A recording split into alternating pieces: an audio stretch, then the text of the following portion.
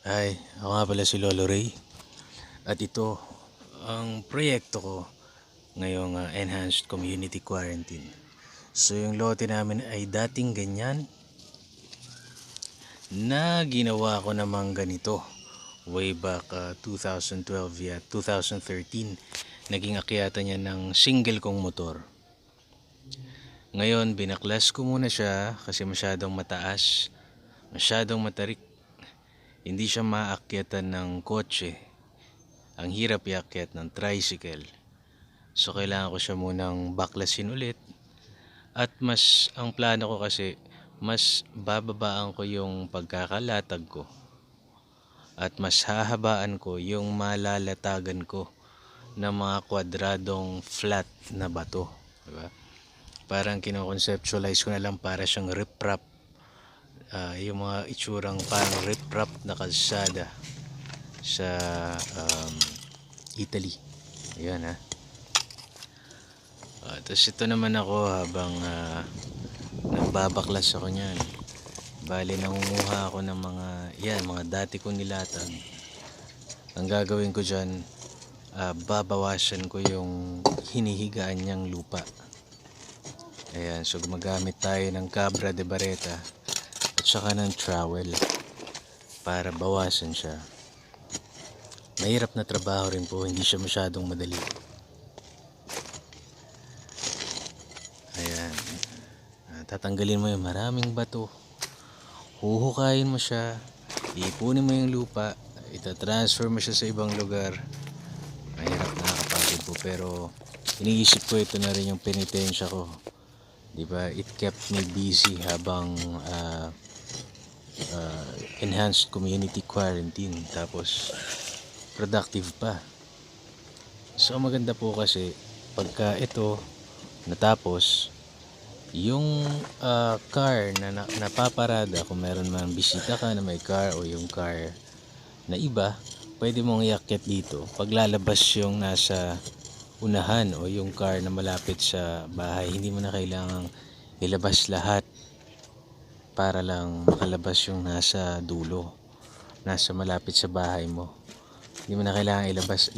Pag may lalabas yung isa, lalabas mo lahat. Mahirap so ayan. And at the same time, it looks good. Paraan ko na rin to na ayusin yung buong vicinity ng lote. Nakapaso naman yung mga plants ko, so movable siya. Set up ko rin siya ng maayos. Ayun.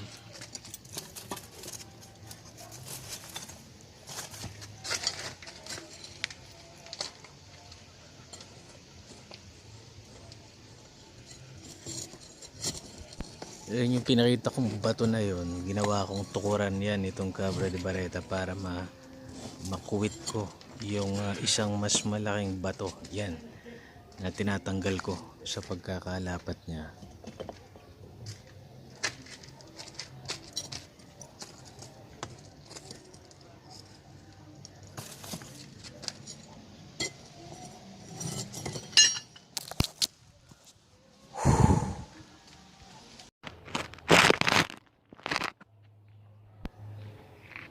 Actually napakahirap mag-vlog o more on documentation ang ginagawa mo kasi sobrang dami kong ginawa. Walang naniniwala sa akin na ikaw lang mag-isa yung gumawa ng ganyan, ikaw lang ang naisip mo yan, ay ganito.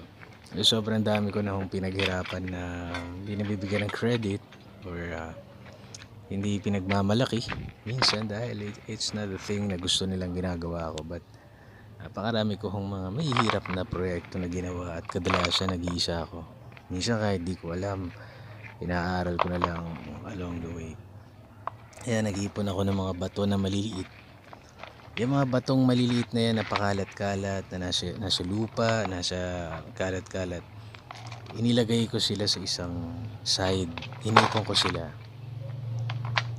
Tapos eventually makikita nyo mamaya na sila yung parang mga graba sila.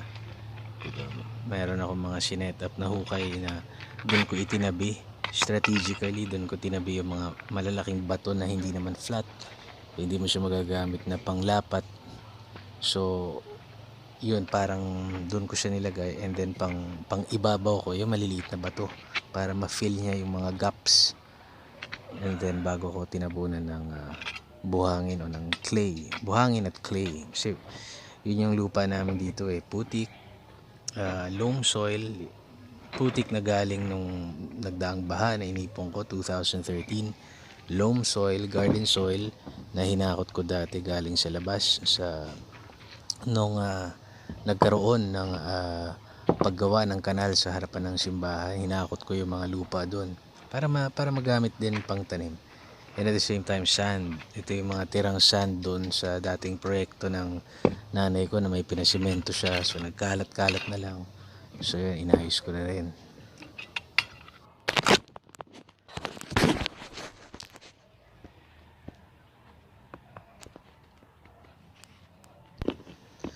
Ayan po, pinapakita ko lang yung bato na yung ilalapat kong bato dun sa lugar niya. So yung batong yan, ilalapat ko siya dyan. Pero ang gagawin ko, huhukayin ko yung space na yan para mailapat ko siya. Kumbaga, basically doon yung makikita kung paano ako naglalatag ng mga bato. Normally, yung mga professional na mason, karpintero, nagsisimento, may mga PC yan.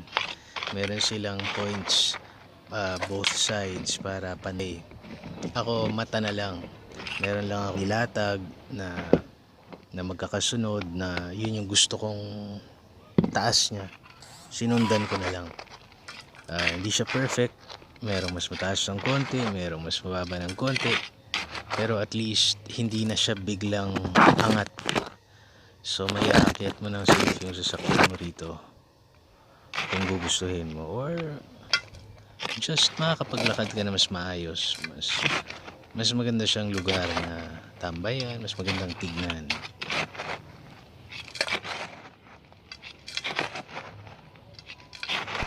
So eto, merong mga pagkakataon na talagang maliit na trowel lang yung ginagamit ko para mag-ipon ng lupa, kasi galingan doon sa mga area na yun nga, yung dating pinanggalingan ng lumang bato, yung panggagalingan ng bago kong paglalapatan ng bato. So usually tinatampak ko lang dyan sa gilid, pero may pagkakataon din pag medyo sinipag ako, dinadala ko na siya dun sa kung saan ko siya normal na dapat ilagay, kasi nakakapagod po nakakapagod, nakangalay ka, nakaupo, tapos bigla ka magbubuhat, transfer, hukay, transfer. So hindi naman feasible na basta ko siya palahin, kasi it's either sobra yung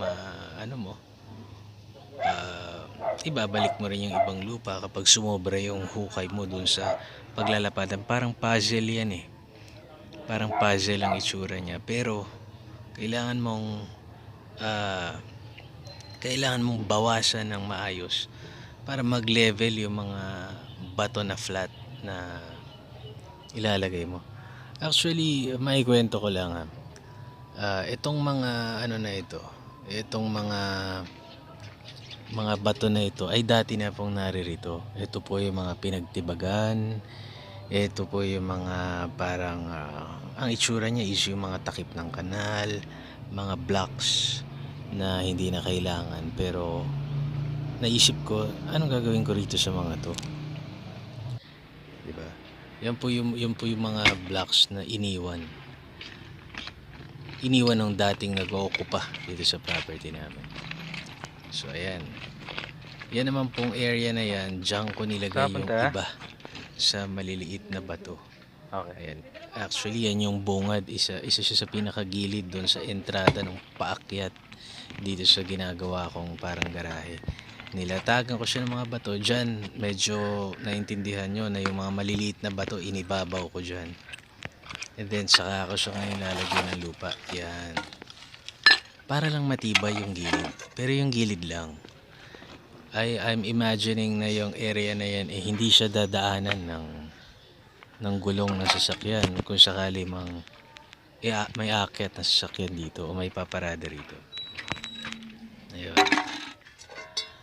So at the same time, yung hukay na yon na nilagyan ko ng mga bato na yan is siya yung magsisilbing lock sa side nung mga bricks, ng mga, para sabihin ko na lang na bricks, so yung mga square, yung mga flat na nilalatag-latag ko na parang puzzle na ginagawa nating rip-rap.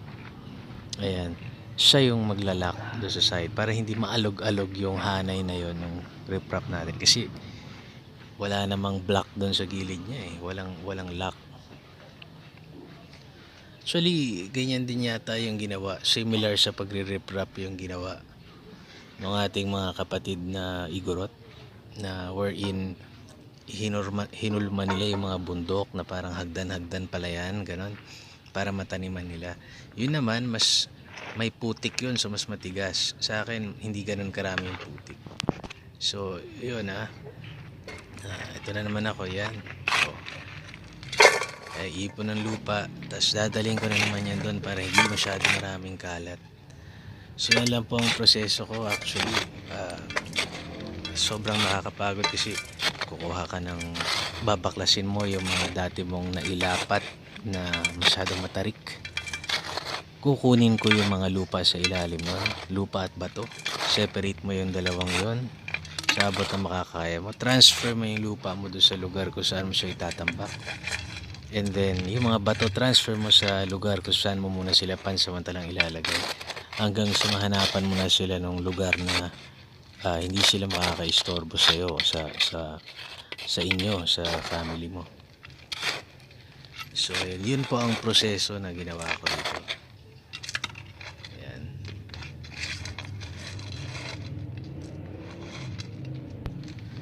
Ayan po, so just to recap, the first thing I did here in this project, Nax English, pero practice lang ako mag-English.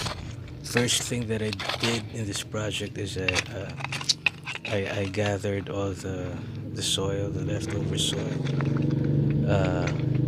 not just from the property itself, but the underlying soil, the soil lying beneath the previous rocks, or the flat rocks that I have already placed as riprap. So I gathered all the soil, I leveled it down, and then took all the soil somewhere that will not be an impediment to our movement and to our work here. As you can see in the video, I'm taking some of the soil elsewhere. Okay, so after that, it's like a puzzle. I have to place each flat rock as a riprap against each other, thereby forming a puzzle-like plane, wherein the goal is for a motorized vehicle to be able to pull up and park there. Okay, that's the goal. And in the video again, I'm just gathering the rocks, and I'm going to place them somewhere strategic again. Bukay naman na mga pili akong area. Bukay, ilalagay ko muna yung mga yan, mga malalaki na walang pakinabang. Tapos saka ko lalagyan ng yung mga maliliit naman. Tapos saka ko siya lalagyan ng lupa. So matibay-tibay yung lugar. Hindi siya basta mag-erode. So nilalagay ko siya doon sa mga parang islet o yung mga maliliit na isla ng aking mga tanim na nabuo ko sa pagkakagawa ko niyan. Kasi syempre, kumbaga binabaan ko yung height nung pagkakatambak doon sa buong property. Ginawa ko siyang slowly nag-inclining, paakyat siyang ganyan. So kung mapapansin nyo mamaya, kung maipakita ko man yung mga islets ng halaman kung saan ko hinilera yung aking mga halaman, yun, medyo makikita mo doon yung bakas na yun yung dati niyang pantay. Bigla pala talaga yung pagkakabulosok paakyat. Parang so nakikita nyo ngayon, ayan yung mga patulit, yan, iniipon ko sila. Kasi ulitin ko lang po mga flat na malalaking bato lang yung may pakinabang talaga sa akin. So ang ginawa ko, hinanapan ko ng pakinabang itong mga bato na ganito na Malalaki rin yung iba, pero hindi siya naka-shape properly. Hindi mo siya pwedeng ilatag na parang puzzle. Hindi mo siya parang kang nagta-tiles ganun ng sahig. So hindi mo siya pwedeng ilatag na ganun. So saan mo siya ilalagay? Yan, just inaapakan ko na yan. Naghukay ako dun sa gilid nung last portion na nilatagan ko ng bato. Kumbaga, yung para ako nag-tiles na gano'n. Doon sa gilid na yun, naghukay ako doon. Pinuno ko ng bato na malalaki na hindi flat. And then pinuno ko ng mga maliliit na bato. And then saka ako siya didikdikin. Para kang yung graba sa construction. Diba? Gravel and sand. Diba? Minsan mix siya sa mixer. O minsan lalagay muna yung graba. Tapos bubuhusan mo ng mixture ng cement and sand. Diba? So parang ganun lang yung ginawa ko. Ito medyo primitive way of doing things. Medyo primitive siya. So hindi ako nagsemento rito sa proyekto ito, wala akong ginastos. So ginamit ko lang yung mga existing na bato. And ayan. Pag kasi strategic mo siyang binaon sa mga gilid. Okay. Yung puzzle na ginawa mo, yung kumbaga yung tiles mo, malalak siya. Siya yung parang pang-ipit. At the same time, yung mga natitirang eyelet sa gilid, hindi siya mag-erode. Okay, para kang nag-riprap din sa gilid. So, nakahanap ako ng paraan para itabi at pakinabangan yung mga bato na in reality hindi ko iniisip na mapapakinabangan ko siya sa ganung paraan sa proyektong ito.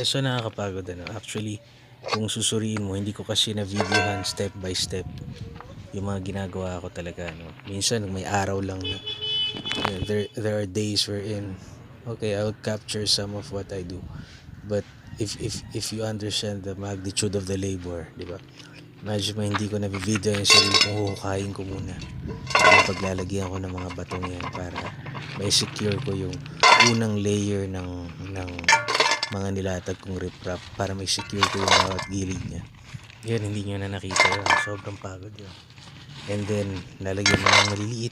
Ipunin mo siya. Nakikita nyo, kinakamay ko lang siya. Kasi kalat-kalat yung mga bato. Minsan, iihiwalay ko siya sa lupa. And then, saka ako siya. Then, yung pinakamaliliit, yun. Siya yung mag-fill up doon sa gap ng malalaking bato. Kasi masiksik siya. Hanggang sa malagyan ko na ng lupa.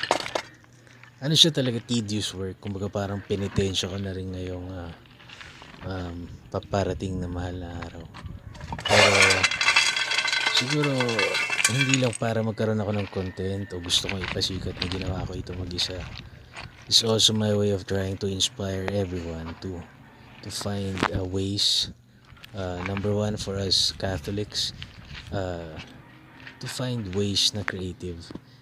I believe that Jesus Christ already suffered and died for us on the cross. We do not need to harm ourselves. What we should do is we should be productive. Like say for example, you do something like this, or you what do you call this? Ilaan mo yung oras mo at pagod na for example magtanim ka ng puno, tumulong ka sa kapwa, mag-serve ka sa simbahan, or mag-serve ka sa bahay kalinga, bahay ampunan, home for the aged. There are so many things that you can do kung mapapagod ka na it will serve as your penitensya. Yan. Ako in this case, tagal na yung property na yan, 2010 pa na namin nabawi yan. Tail end of 2010. And then December 2010 tinatrabaho ko na yan. And then ngayon ko pa lang siya ginawa for the purpose of talagang maakyatan siya ng sasakyan, so that yung sasakyan nasa driveway namin, hindi mo na kailangang ilabas all the way sa street. Kung lalabas yung nasa may malapit sa bahay mo, Kanina ko pinapaliwanag yan, baka naguguluhan yung Okay, so time out. audience minsan. Kasi po, sa amin, pag Gusto ko lang nag-park ka ng ipakita kung sasakyan, wala kunwari yung mga dalawa, bato sa papark mo lang ibabaw siya niya. magkasunod. At yung mga kalat na yan. Isang iskinita Flat na lang. yan. Hindi makakalabas yung Naiakyat ko naunang na yung nag-park. tricycle ko dyan. Which means, So, ang purpose ko car, nito is kung lalabas maging, ito, kung lalabas hindi ko yung na kailangan naunang ilabas nag-park, pa ito. papasok mo dyan yung Pwede ko nasa na siyang likod dalhin mo. doon. And hopefully, Iakyat mo dyan, and then yun din. makalabas na yung isa. Hopefully, sasakyan na yan. Di pa ako tapos I dyan. did Dito sa not area na yan, intend hindi this pa pwede also yung para sa kotse baha dyan. kasi Pero dito yung if I tricycle want to good secure na. the vehicle sa baha, kailangan Okay. sobrang Binabaan taas. ko na yung level niya, Kung flat siya. Now, tatambak bakit ako ako dyan, hindi ko naghuhukay? kakayanin yung Doon. sobrang taas. So the only way talaga pag Kasi baha po, is pag sobrang daming to secure yung bato sasakyan sa mo, lugar mo, idalhin ko siya kailangan sa mong plaza. hanapan ng kapakinabangan. Okay. Pero Kasi it will yan, only kahit take paano, up space. temporary, ano lang siya. So Parang, ako, yung mga malalaking so that bato, the ginawa ko vehicle siyang would riprap. be able to move. Yan, square Kaya siya dyan, tinuturo kaya ko flat lang na yan. yung ano, Wala lang yung mga kalat. level. Then yung mga tinuturo bato pala ako na dun sa video hindi na yun. flat, hindi mo siya mapapakinabang Tinuturo riprap, ko yung nilalagay kalat ko yan. rito. Tinuturo ko yung So parang kung isang ma-imagine nyo, side na yan na tinambakan yan, ko naman yung buong hilera na yan bato dito na sa naman, gilid, yung side portion na yan. at itong buong Latag hilera yan, dito sa yung gilid, open plain na yan, yan, natagan ko yan. mga bato Yung yan side na ito, naghukay hindi ako. sila flat, hindi sila Kasi kagaya. maubos din yung parang Ito. tiles ko eh. Hindi sila Quote-unquote kagaya niyan. tiles. Pero pag Parang titibayin mga nila flat ko yung na bato lupa, so na matataba. lalagay mo sila the same way na naglatag ka ng maubos din graba, siya eh. So I have to utilize sisiksikin mo sila, the and then resource na meron ako. saka ko sila Please, tatabunan pag ng siniksik ko siya sa gilid, soil. secure niya yung Eh latag marami ko. kaming soil At the dito same na time, medyo didikdikin ko yun. putik, yung Magulungan matigas man ang pag sasakyan natuyo. yun. So perfect Secure na siya. perfect Secure yun. lahat. Nakuha ko yun dahil So ayan po. nung bumaha dito, nung umulan, So, maraming pinapakita mga ko lang putik yung sa aking, kalsada. Yan yung baba. So kinahid ko yun, nilagay-lagay ko siya dyan. Hanggang sa Parang ina-explain ko yun. And then, Dyan, sa so sarili yun ko. ang aking para mapakinabangan yung mga bato at magamit mga mo siya tanim na ko. parang semento mo. Ito Para pa ang matibay dagdag yung trabaho dyan. Lahat ng mga tanim yung ko, minove aandara ko. ng sasakyan mo. Tapos ito At yung the same tambak time, ko ito ng lahat lupa. ng Ayan. ng Yung mga lupa na nakuha. Lahat yan, nakuha ko yan. Yung mga dun lupang sa yan, magagamit mo project. siya So ang sa ganda kasi yung ibang lupa na yun. Magagamit ko pagkakataon na siya. pangtambak. Magagamit ko And siya. ako dahil urban sa mga farmer paso. ako, magagamit In ko the siyang future, makapagtanim ako taniman. doon. And then na-replace ko Okay. siya with parang Kung ako yung sort of magkakaroon ng mga sinimento ko paso, siya. maraming paso, Nirip-wrap ko yung makakagawa ako ng maraming area. Yung halaman. mga gilid naman yan, Gaya may nitong pinya pinya ako. ko. Ayan. Yan, Bumumunga na siya. nagmamalaki, Mayawan I'm Diyos. proud of my pineapple. Okay, yan, mga pinya ko dito. Yung gilid na yun, So, those are yun the lang, islets. sinare ko lamang sa inyo. Both sides, And, left and right. Babalik tayo Parang pag islet siya na nag-improve pa doon yung Doon may ginagawa. puno ng Okay, ipil-ipil. so kung And gagawa then ka sa ng paligid nun yung mga tanim ko. riprap, hindi naman So ayan na kailangan naman yung isang hinukay ko. ganyan kalalim. Strategic yan. Pero Yan yung tail dahil end marami naman akong bato, doon sa ginagawa ko na sobrang dami na mga ano, kalat na bato. na hanggang dyan ako maglalatag. Pero kaya yung ganyan mga siya gilid na kalalim. yan, dyan naman Diyan natin ko itatabi yung mga itatapon bato lahat ng At the aking same mga time, bato yan na yung hindi ko pampatigas ilalatag. para pagka Gets? Parang ginulungan ito ng gulong So, o makikita nyo nilakaran, yan mamaya. matibay. Ayan na. Matibay yan. Okay, so maglalagay na ako ng mga bato. Okay, so ito yung may mga nilibingan ko siya ng mga bato. Ngayon unti-unti ko na siyang tinatabunan. Habang naglalatag din ako ng panibagong medyo magulo pa kasi may mga kalat, pero medyo naayos ko na siya. Marami pa lang kalat. Pero makikita nyo na yung concept ko. Paakyat dyan, smooth hanggang doon. Yan, nakikita na yung buong concept ko. Tapos inayos ko, binigyan ko ng support itong side na ito, tsaka ito. So dito ako naglagay ng mga bato para hindi mag-erode yung lupa dito. Tapos ito para naging islet siya, o para naging isla siya ng halaman. Yan, naglagay din ako ng mga bato dyan, pag ganyan. And then dito sa gitna, yan, naglatag ako mga bato. So ayan, yan muna yung update sa aking proyekto ngayong habang naka-quarantine tayo. So ayan, ito ang aking parking space project. Sige, babay muna. Ayun, okay. So bago ako maglatag, bago ko ipagpatuloy yung paglalatag ko ng mga bato na ganito, yan, para maging flat siya na slope. Sa lahat ng pagkakataon bago ako maghukay, gumagamit muna ako ng bareta kasi sobrang daming bato na uneven yung pagkakabaon sa ilalim. So, yun nga ang concept. Gagamitin natin yung mga bato na wala namang pakinabang. Bibigyan natin sila ng pakinabang. Gagawin natin silang riprap. And at the same time, yung mga maliliit na bato, gagawin natin siyang parang graba. Ilalatag natin strategically. So, bago ako maghukay, para pumantay nga siya, ito yung ginagawa ko. Gusto ko lang ipakita sa inyo yung aking paggamit ng Cabra de Barreta bago ako maghukay.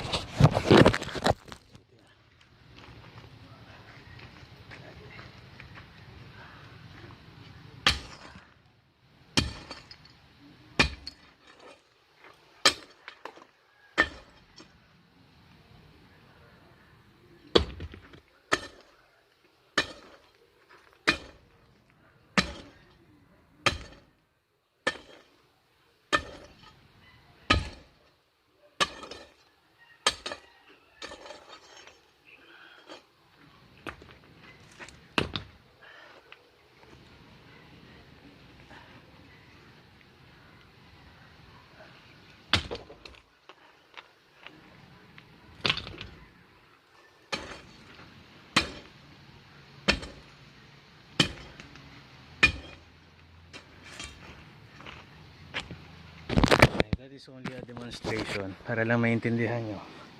So, pag napaluwag ko na yung lupa, nakuha ko na yung mga bato, ay nahuhukayin ko na, nilalagay ko siya dyan, and then pwede na ako mag-leveling, pwede na ako maglatag ng mga malalaki kong bato na parang riprap.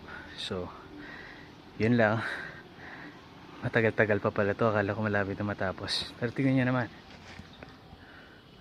almost tapos na yung baba. Konti na lang, okay na to. Okay, so nasa last phase na tayo ng pagbibuild natin itong riprap na magiging garage or akyatan siya.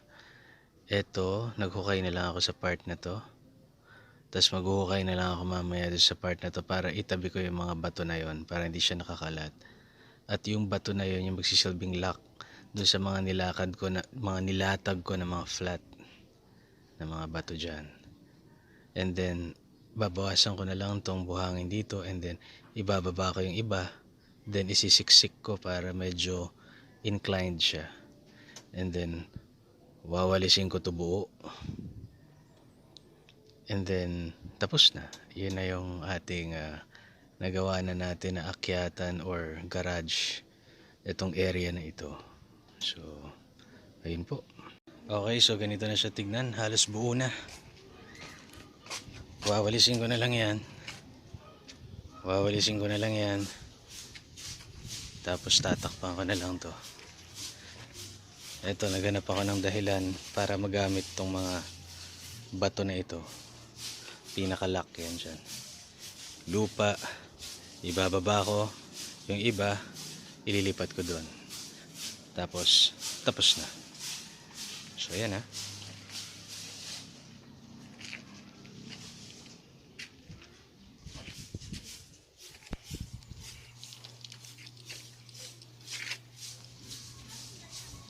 Yeah, so ito na siya, buo na siya.